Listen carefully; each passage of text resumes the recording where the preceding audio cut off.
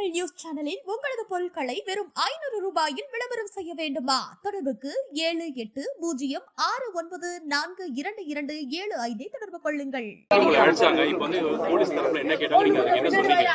இல்ல அதே பழைய கேள்விதான். நீங்க எல்லாருமே சத்தம் போட்டிருந்தீங்க, நான் பேசுறது கேட்காது. இல்ல அதே முன்னாடி ஒரு 3 மணி நேரம் இது காவல் நிலையத்தில் வேற ஒரு ஆய்வாளர் கீழே நான் இந்த விளக்கம் கேட்டாங்க, பதிவு பண்ணேன். அதே தான் ரொம்ப அது என்ன நடந்தது எதுங்கிறது அதே திருப்பி இது ஒன்றும் புதிய ஒரு கேள்விகள் ஒன்றும் இல்லை. அதுக்கு உரிய விளக்கத்தை நான் கொடுத்துருக்கேன். இது ஒன்றும் இல்லை. ஏன்னா எங்கே உங்கள் வீடு எங்கே உங்கள் முகவரி எங்கே, எப்போ சந்திச்சிங்க, எப்போ இது என்ன நடந்தது, அதே கதை தான் இது. இல்ல தேவைப்பட்டா மறுபடியும் விசாரணைக்கு நீங்க ஒத்துழைக்கணும். சரி, சம்மன் கொடுத்த உடனே அடுத்த நாளே அடுத்த சம்மன் கொடுக்குறாங்க. ஒரு கேப்பே இல்லாம கொடுக்குறாங்க. அது 4 நாள் அவகாசம் கேட்டு அடுத்த நாள் அது ஒரு அராஜகம், அது அடக்குமுறை. எப்படின்னா இப்போ இது ஏற்கனவே விசாரிச்சாச்சு. அதுக்கப்புறம் தொடர்ச்சியா இவங்க இந்த மாதிரி 15 ஆண்டுகளா இதே தொல்லையா இருக்குன்னா நான் தான் இந்த வழக்கை தொடுத்தேன். இதை நீங்க ஒரு முடிவுக்கு கொண்டு வரணும்ட்டு. அப்ப அந்த நீதிபதி அவர்கள் இந்த மாதிரி இது விசாரிக்க சொல்லி மறுபடியும் சொல்லிட்டாங்க. 3 மாத காலம் அவகாசம் கொடுத்துருக்குறாங்க. அப்ப 3 மாச காலம் இருக்கும்போது இது 3 நாள்ல விசாரிச்சு முடிக்கணுங்கிற அவசியம் இல்லை. எனக்கு முதல்ல அழைப்பானை வீட்டில் கொடுத்தாங்க. இப்போ ரொம்ப காத்திருந்து தான் கொடுத்தாங்க. அப்போ நான் உடற்பயிற்சி கூடத்துலேருந்து வந்தேன். அப்போ சொன்னேன், நான் இந்த மாதிரி பயணப்பட்டுட்டு இருந்தேன். இப்போ நான் கட்சி வேலை திட்டமிட்டேன், எல்லாருக்கும் சொல்லிட்டோம்ல. அப்போ முடிச்சுட்டு வந்தோடனே நான் வரேன்னே. அதுக்குள்ள அவசரமா உச்சநீதிமன்றத்தில் இந்த வழக்கு நான் மறுபடியும் மேல்முறையீடு போனேன். அது என்ன ஆயிடுச்சு அப்படின்னா விரைந்து அந்த வழக்கு வந்துடும். வழக்கு வந்தால் அது உங்களுக்கு தெரியும் என்ன ஆகும்ட்டு. அதனால இது அவசரமா இந்த மாதிரி எடுத்து இப்படி இப்போ நீங்கள் காலையிலேருந்து என்னை சுற்றி தான் நீங்கள் எல்லாரும் நிற்கிறீங்க. என்ன அசிங்கப்படுத்திடணும், அவ்வளோதான். அதில் அசிங்கப்படுத்தணும்னா நான் இதெல்லாம் ஐயோ அப்பான்னு விட்டுட்டு சொந்த ஊருக்கே பொழப்பாக்க போயிடுவேன்ட்டு ஒரு எண்ணம் தான், வேற ஒன்றும் இல்லை. அதுல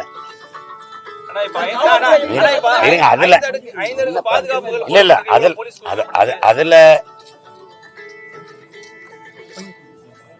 என்ன வேலை பாருங்க. இல்ல அதுல இது அவசியம் இல்லாது வீட்டுல போய் ஒரு அழைப்பானையை ஒட்ட வேண்டிய அவசியம் இல்லை. அவங்க சொல்றாங்க வீட்டுல யாரும் இல்லைன்னு. ஆனால் அவர் வீட்டில் யாரும் இல்லைன்னு ஒருத்தர் சொன்னாருன்றாங்க. வீட்டில் இப்போ 2 பேர் கைது பண்ணீங்கல்ல, அவங்கெல்லாம் எங்கே தான் இருந்தாங்க? என் மனைவி மேலே தான் இருக்கிறாங்க. அவங்க தெரிஞ்சிருக்கலாம். இல்லைன்னா என்னோட எண்கள் இருக்குது, எனக்கு என்னுடைய பகிரியில் இந்த இதே அனுப்பியிருக்கலாம். எல்லாருக்கும் தெரியும் நான் ஓசூரில் இருக்கேன்னா. அப்போ காலையில் கூட ஊடகத்தை சந்தித்து பேசிட்டு இருக்கும்போது தான் ஒரு தம்பி கேட்குறாரு, ஒரு நிருபர் கேட்குறாரு, இந்த மாதிரி அவங்க வீட்டில் நான் ஒட்டியிருக்கேன் அப்படின்னு. அப்போ தான் எனக்கே தெரியும் ஒட்டுறதோட காவல்துறையின் வேலை உங்களுக்கு முடிஞ்சிடுச்சு. ஒட்டும்போது தடுத்திருந்தா பணி செய்ய விடாம தடுத்தாங்கன்னு நீங்க கைது செஞ்சிருக்கலாம். அது குற்றம்னு நீங்க சொல்றது சரி. ஒட்டிட்டு நீங்க போன பிறகு அதுக்கப்புறம் அதை அப்படியே வச்சு பூஜை செய்யறதுக்கு இல்லையே. அது ஒட்டிட்டீங்க, நாங்க பார்த்துட்டோம், கிழிக்கிறோம். அது எப்படி குற்றமாகும்? அழைப்பானை யாரும் கிழிக்க கூடாதுன்னு இருக்குதா? இப்ப எனக்கு நீங்க கொடுத்தீங்க, கையெழுத்து போட்டு வாங்கினேன், அதை கிழிச்சு போட்டேன், என்ன பண்ணுவீங்க? கைது பண்ணி உள்ள விடுவீங்களா? இந்த மாதிரியான ஒரு அணுகுமுறை எப்படி? காவலாளி கிடையாது, ஒரு காவலாளி கிடையாது. அவர் ஓய்வு பெற்ற ராணுவ வீரர். என் மேல இருக்கிற அன்பின் காரணமா எனக்கு தனிப்பட்ட முறையில எனக்கு எனக்கு பாதுகாப்பு கொடுக்கணும்னு ஒரு நட்பு பாசத்துல வந்தவர் தான் அவரு. அவரு காவலாளி கிடையாது. எங்க வீட்டுக்கு காவலாளின்னு யாரும் கிடையாது.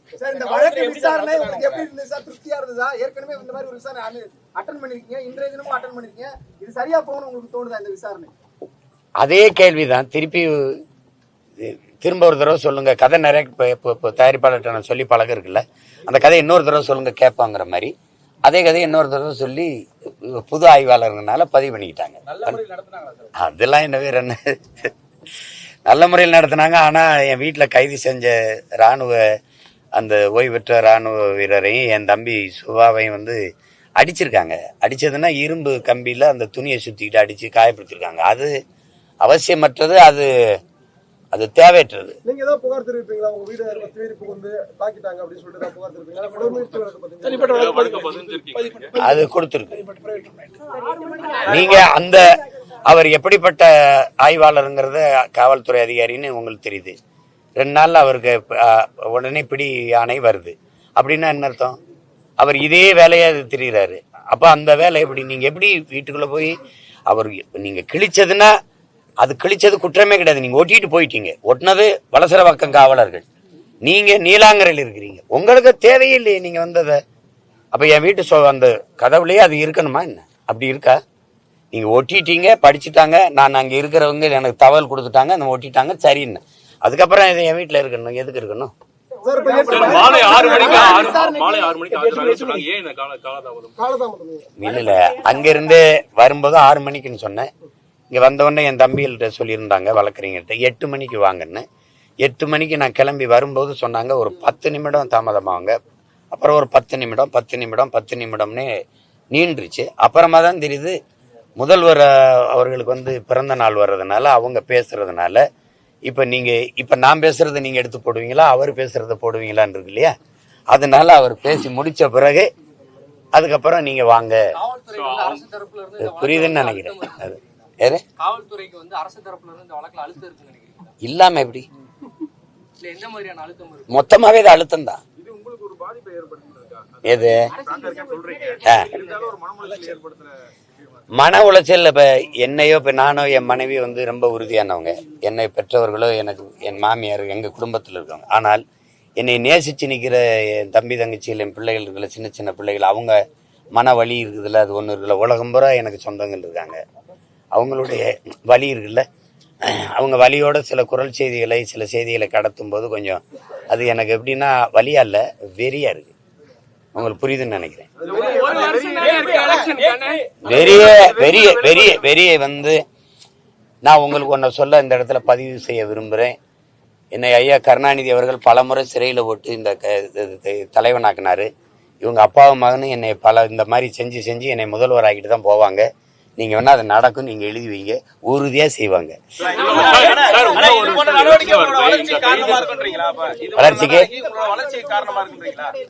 வளர்ச்சிக்கு காரணமா அதெல்லாம் தெரியாது. இது இடையூறு இல்ல. இடையூறு இருந்தா இத்தனை லட்சம் மக்கள் என்னை நேசிச்சு ஒரு எளிய மகனை புதுசா சின்னம் கொடுத்தாங்க. தேர்தலுக்கு 2 நாளைக்கு முன்னாடி சின்னம் கொடுத்தாங்க. 8வது பெட்டியில என் சின்னத்தை வச்சாங்க. கோடிக்கணக்கா காசுகளை கொட்டி இறைச்சாங்க. எந்த வேட்பாளரும் என் பிள்ளைகள் அறிமுகமான பிள்ளைகள் இல்ல. நானும் மிகப்பெரிய நடிகரோ புகழ்பெற்ற தலைவருடைய மகனோ அப்படிலாம் ஒன்றும் கிடையாது.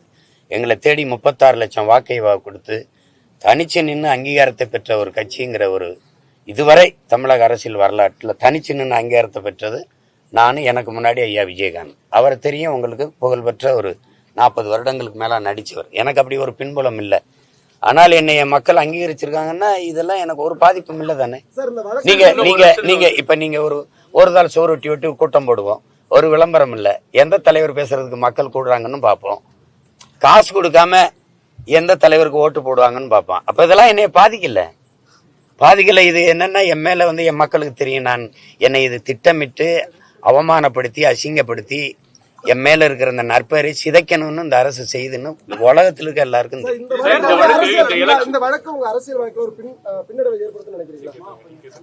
அப்படி நினைச்சவங்களுக்கு இது பெரிய பின்னடைவா இருந்திருக்குது, இருக்கும். நீங்க பார்க்க போறீங்க 26 எது அது தேர்தல்ல அது கண்டிப்பா அது உறுதியா கண்டிப்புன்னு சொல்ல உறுதியா பிரதிபலிக்கும்.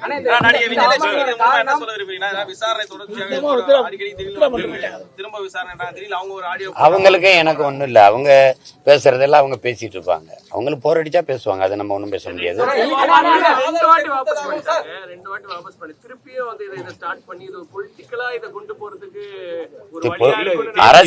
அரசியலா கொண்டுட்டு போறது திமுக தான். அதுல திமுக சொல்லிதாங்கிறது நான் உங்களுக்கு சொல்லிதான் தெரியணும்னு நீங்க நினைச்சீங்கன்னா நான் ஒன்னும் பேச முடியாது. குரல் செய்திகள் வேணா இருக்கு, நான் அதை வேணா உங்களுக்கு அனுப்புறேன். அவங்க பேசுறது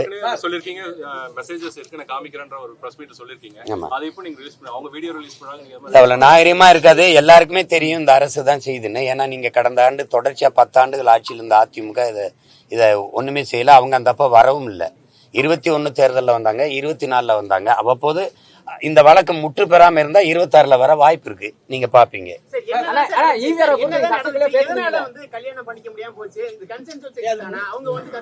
அப்படி ஒரு என்ன சொல்றது, ஒப்பந்தமோ அப்படி ஒரு இதோ இல்ல, ஆங்கிலத்துல கமிட்மெண்ட் சொல்லுவாங்க, அப்படி ஒன்னே இல்ல. அது சரியே வரல, அதோட அது திருமணம்ங்கிற அந்த இடத்துக்கே வரல. மொத்தமாவே ஒரு ஆண்டுக்குள்ள ஒரு 6-7 மாசம் தான் பேசியிருப்போம் வச்சிருப்போம். அதுக்கப்புறம் நீங்க பாத்தீங்க 2008, 2009, 10 அந்த காலகட்டங்கள்ல நான் தொடர்ச்சியா சிறையில தான் இருந்தேன். அதுக்கப்புறம் 2009 இந்த இறுதியில நான் ஒரு 6 மாசம் சிறைக்கு போன போது 10ல. அதுக்கப்புறம் தொடர்பு இல்லை. வந்த உடனே தேர்தல் வந்த உடனே அதிமுகவை ஆதரிச்சு வேலை செஞ்சேன். அவங்க அதிகாரத்துக்கு வந்துட்டாங்க.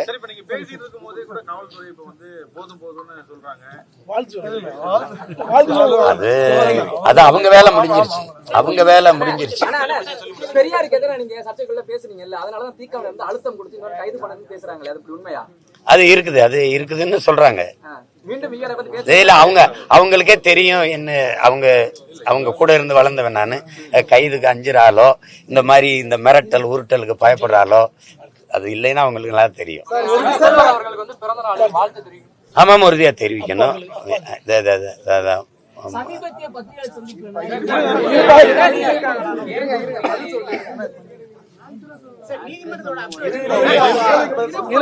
ஒன்னொன்னா சொல்லு, ஒன்னொன்னா கேளுங்க. ஆமாமா, உறுதியா அது அறிக்கையாவும் கொடுப்பேன். அது இப்ப நேரம் ஆயிடுச்சு இல்ல. மாண்புமிக்க தமிழக முதல்வர் அப்பா ஸ்டாலின் அவர்களுக்கு என்னுடைய அன்பு நிறைந்த இனிய பிறந்தநாள் நல்வாழ்த்துக்களை தெரிவிப்பதில் மகிழ்கிறேன். வேற ஏதாவது கேள்வி?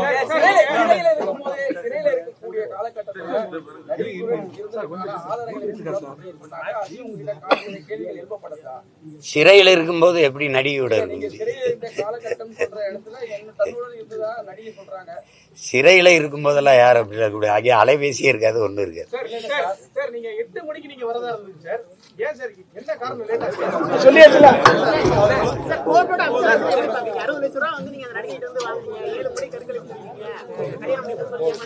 அதெல்லாம் அது வந்து உறுதிப்படுத்தாம அதை பதிவு செஞ்சிருக்க கூடாது. அதுக்கு தான் நான் உச்சநீதிமன்றம் போக வேண்டிய தேவை வந்தது. நீங்க கஷ்டத்துல வந்து என்னை சந்திச்சாங்கன்னு சொல்றீங்க, அப்ப 60 லட்சம் ரூபாய் எனக்கு கொடுத்தாங்கன்றீங்க. இதெல்லாம் எப்படி? அப்புறம் 50,000 என்கிட்ட வாங்கினாங்கன்றீங்க. கஷ்டத்துல இருக்கிறவங்க எனக்கு எப்படி 60 லட்சம் கொடுக்க முடியும்? 60 லட்சம் கொடுத்தேன்னா முதல் புகார்ல ஏன் அதை பதிவு செய்யல? நீங்க திருமணம் ஆச்சுங்கிறீங்க, முதல் புகார்ல திருமணம் ஆச்சுன்னு சொல்லியிருக்கணும். 7 முறை கருக்கலைச்சிருக்கோன்றீங்க, 7 முறை கருக்கலைச்சம்னு சொல்லியிருக்கணும். அப்ப 60 லட்சம் என்ற பணம் வாங்கினாங்கன்னு அதுலயே சொல்லியிருக்கணும். அப்புறம் 2வது குற்றச்சாட்டுல சொல்லியிருக்கணும். இல்ல 24 தேர்தலில் வரும்போது நீங்க உட்கார்ந்து வீரலட்சுமிக்கு பக்கத்துல உட்காந்து பேசிதான் அதை பேசுறீங்க. இப்ப இந்த நாடகத்தின் திரைக்கதை ஆசிரியர்கள் யாருன்னு உங்களுக்கு தெரியும் நான் நினைக்கிறேன். இப்ப இது நினைச்சு பேசும்போது இது எப்படி எடுத்துக்கிறது? இது காதல்னு ஒண்ணு இருந்தா, காதலிச்ச ஒரு பெண் உலகத்துல யாராவது, காதல்னு ஒண்ணு இருந்தா இப்படி முச்சந்தில நின்னு இப்படி கத்திட்டு யாராவது இருப்பாங்களா? இது காதலா கன்றாவியா? எதையா பேசுகிறது.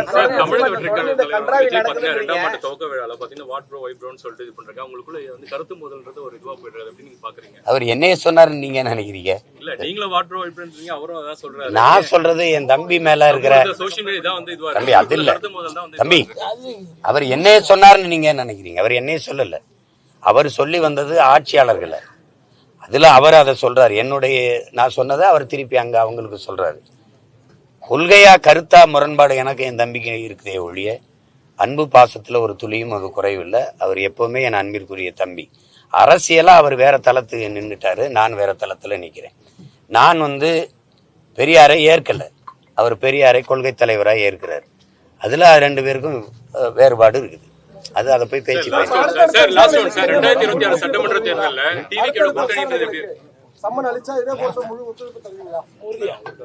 அது வருவேன். அது சட்டத்தை மதிச்சு தானே ஆகணும். வருவேன்.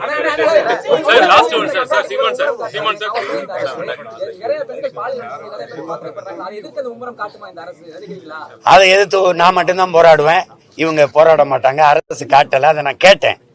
நீங்க பல்கலைக்கழகத்திலேயோ பள்ளிக்கூடத்து பெண்களுக்கோ மனநலம் பாதிக்கப்பட்ட பெண்ணை 8 பேருக்கு மேல வன்புணர்வு செஞ்சிருக்காங்களா, அதோ பொள்ளாச்சி கூட்டு பாலியல் வன்புணர்வுக்கோ நீங்க எந்த நடவடிக்கை எடுக்கலைன்னு அதை எடுக்க மாட்டாங்க.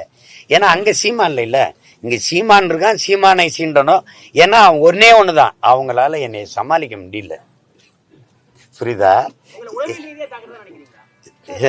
என்னுடைய உளவியலை இவங்கள உளவியலா சாகடிக்கிறது தான். உங்களுக்கு புரியுதுன்னு நினைக்கிறேன். 2026 தமிழக வெற்றி கழகத்தோட கூட்டணி இருக்குமா? தொடர்ந்து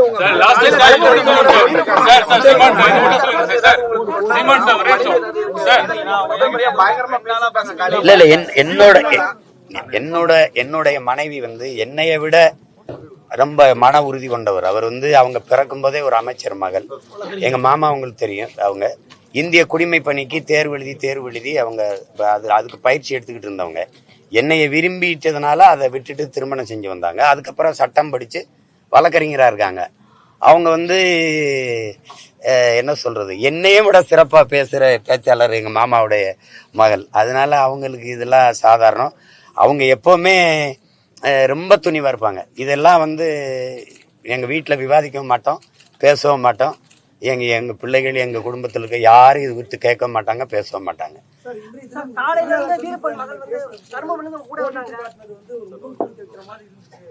அப்படின்னு யார் சொல்றா? அரசியல் கட்சி தலைவரை நீங்க எல்லாம் இப்படி பேசலாமா? ஒரு அரசியல் கட்சி தலைவரை, மக்களால் நேசிக்கப்படக்கூடிய இவ்வளவு பேரு மதிக்கக்கூடிய ஒரு தலைவரை நீங்க எல்லாம் இப்படி பேசலாமா? இப்படி நடத்தலாமா? அதனால நீங்க என்ன மதிச்சீங்க? என்ன பேசிட்டேன்னு சொல்லுங்க. நீங்க ஏதோ ஒரு பெண்ணை அப்படியே தூக்கிட்டு போய் நான் வன்புணர்வு செஞ்சு கதற அப்படி வன்புணர்வு செஞ்சு விட்ட மாதிரி நீங்க பண்ணிக்கிட்டு இருக்கீங்க. ஒரு நடிகை இவ்வளவு காலம் இருந்து அது தெருவா ஒவ்வொரு தடவையும் என்ன அசிங்கப்படுத்திருக்கும் போது நீங்க எல்லாம் அதை ரசிச்சுட்டு தானே இருந்தீங்க. ஒரு தடவை நீங்க கேள்வி கேட்கல என்னதான் உங்க பிரச்சனைன்ட்டு.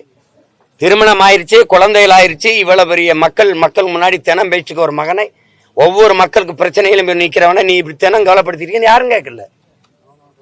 நீ விரும்பி தானே நீங்க உற வச்சுக்கிட்டீங்க. அப்புறம் எங்க அதுக்கு என்ன பிரச்சனை? அதுல பிடிக்கல, பிரிஞ்சு போயிட்டீங்க. 15 வருஷம் ஆயிடுச்சு. எனக்கு கல்யாணம் ஆகியே 14 வருஷம் ஆயிடுச்சு. இதை யாரும் கேள்வி வைக்க மாட்டீங்க. உங்களுக்கு இதுல முகம் சுளிக்க வந்துருது. அந்த முகத்தை ஒரு தடவை காட்டுங்க, எப்படி இருக்குன்னு பாப்போம். அப்ப 15 வருஷமா என்னை பழி போட்டு அவமானப்படுத்துறீங்க. கொதறி திங்கிரியல எல்லாரும் என்னை என் குடும்பத்தை, என் பிள்ளைகளை. என் மயன் பெரியவனுக்கெல்லாம் நல்லா விவரம் தெரிஞ்சிருச்சு. இதெல்லாம் அவன் பார்த்தானே, அவன் நண்பர்கள் பார்த்தா என்ன ஆவாங்க? அதுல உங்களுக்கு முகம் சுளிக்க மாட்டேங்குது. கேவலப்படுற, அவமானப்படுற சீமானவன் குடும்பம், அவன் பிள்ளைகள்னா என்னை சுத்தி நிக்கிற இந்த என் மகன் நிக்கிறா. இவன் என்ன நினைப்பா என்னைய? அதெல்லாம் உங்களுக்கு அவமானமா இல்லையே, கேவலமா இல்லையே? அந்த முகத்தை ஒரு தடவை காட்டு பார்ப்போம் எப்படி இருக்குன்னு. அதே என்னைய சொல்லும் போது சிரிக்குது முகம், நாங்க என் ஆதங்கத்தை சொல்லும் போது அப்படி சுளிக்குது. என்னையா உனக்கு வந்துருச்சு? இந்த திமுக இருக்க ஒரு தலைவன் இத பத்தி பேச தகுதியோட இருக்குன்னு சொல்றான். ஒருத்தன் சொல்றா பாப்போம். ஒரு தலைவன் பாலியல் குற்ற வழக்கு, என்னையா குற்ற வழக்கு? என்ன பாலியல் குற்றம் நிரூபிக்கப்பட்டிருக்கா? விரும்பி உற வச்சுக்கிட்டு போனவ அவ சேட்டை பண்ணிட்டு அலையக்கூடாது. முகம் சொல்லிச்சா சுழிச்சுக்கிட்டு எனக்கு என்ன? எவன் சொல்றான்? காலங்காலம் அதை பேச்சு இருக்கிறவன். இந்த திமுக அல்லக்கை பயில இந்த வாடகை வாய் நாய் பேசிட்டு வேற பேசுவான். அதான் தெரிவிக்கல இல்ல, அதான பிரச்சனை. இப்போ